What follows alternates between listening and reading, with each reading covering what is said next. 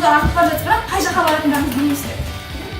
Сол үшін баратын бағытта анықтап алу керек мақсат. Ол үшін шкала лагерге бару керек. жарайды, лагерге бару керек жазыңыз.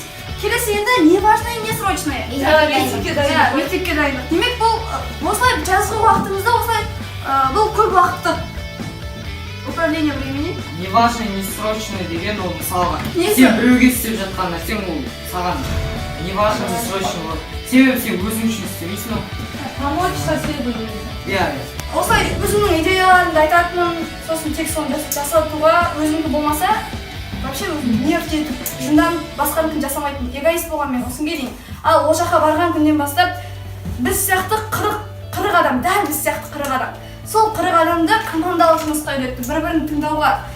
Мен мысалы қазір егер тағы осындай жұмыс маған беретін болса, мен әрқайсының идеясын тыңдап, әрқайсының айтқанын қосып күшті нәрсе жасауға болатынын үйрендім.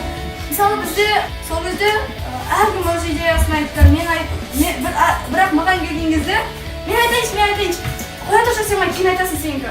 Тағы жазады, өздеріңкін жазады. Асема, мен айтайыншы, тағы бірдеңе болсайыншы десем. Жоқ, Асема, тұра тұршы, мен бітіре алайық деп, мен уже шынқалып кеттім, менікі болмайды да. Сосын мен кетіп қалдым. Кейін бізге келіп көмектесіп кетті. Абзалда көмектесіп. Идеялар мықты болды, олар тыңдамағанда өзге сөйледі. Сосын ол жақта Сіз өзіңіздің опытыңыздан түсіндіңіз ғой, значит, жоқ, қараңыз, сіз